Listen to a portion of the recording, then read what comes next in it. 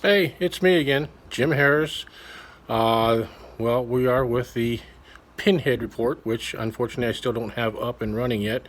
That's the website. I'm not an IT guy, and I'm having all kinds of fun with it. Eventually, it's going to be up, and we're going to have more commentary and also videos, including everything from the government down to the idiot driver that wants to squeeze in between you and the car in front of you with only inches to spare when there's a quarter mile open behind you, but they feel necessary to move up one more car. Okay. I don't understand that kind of personality, but it is what it is. They're the people that, of course, drive up insurance rates.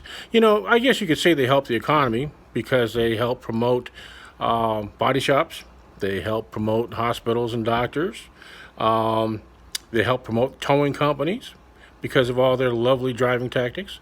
So, yeah, I guess you could say they help the economy, one way or the other. But, anyways, let's get back to the matter at hand. Puerto Rico, real quick.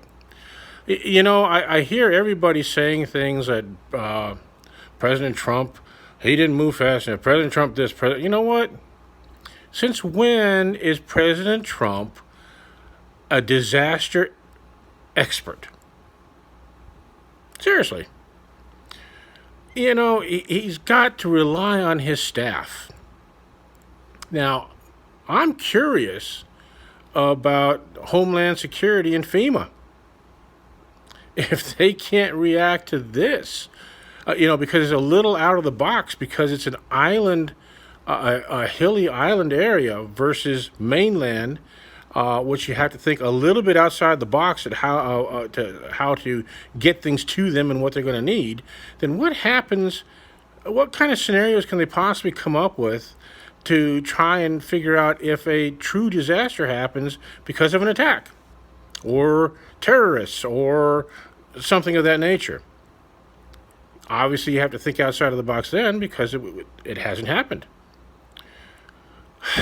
Puerto Rico is a classic case of someone dropping the ball.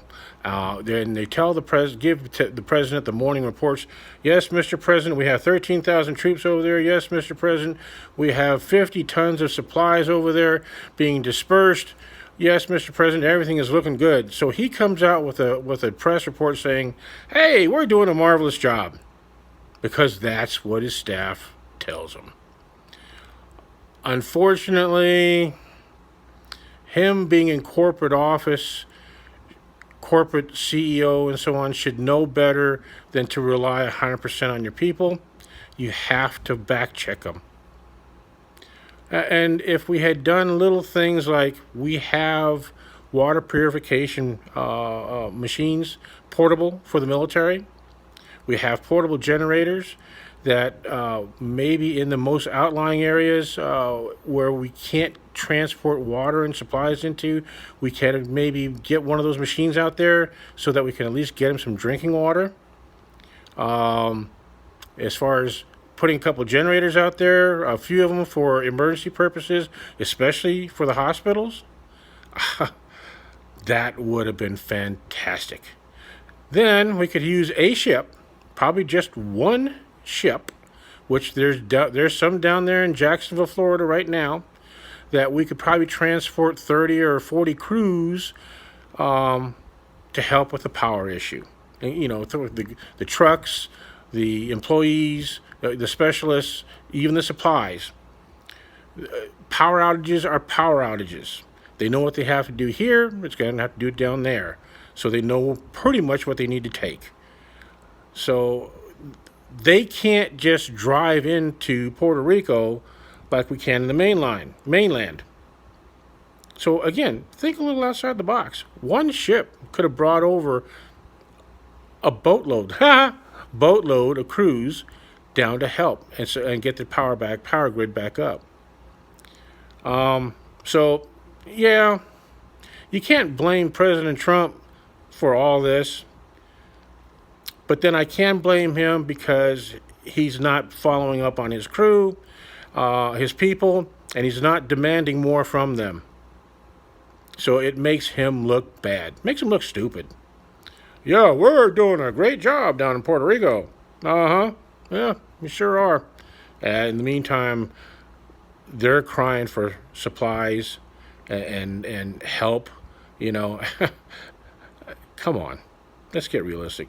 Look. I'm not a Trump supporter, but what I am is somebody who's tired of the political game of trying to bash him in preparation for politics to come up.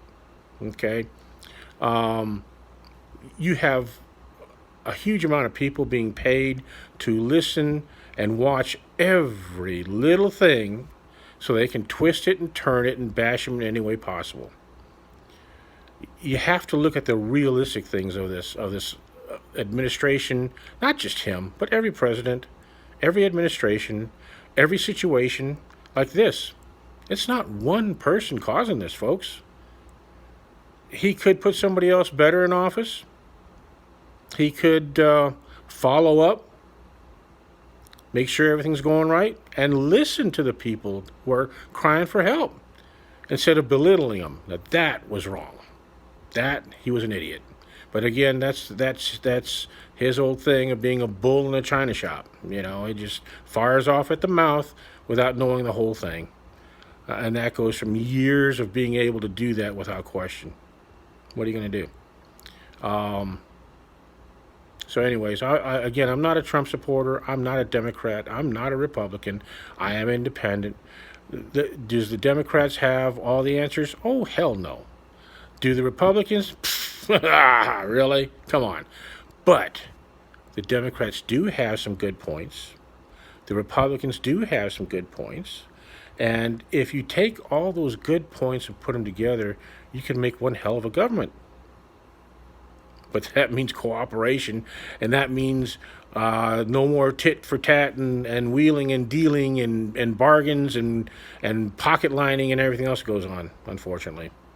So, and I have another whole session about that. Anyways, this is Jim from the Pinhead Report. Hopefully I'll get my website up and bring you a whole bunch more stuff. If you like it, great. Email me. Well, you know what? I better not give you my personal email. I have to create one, and I'll give it to you in future chapters. All right. I'll talk to you later.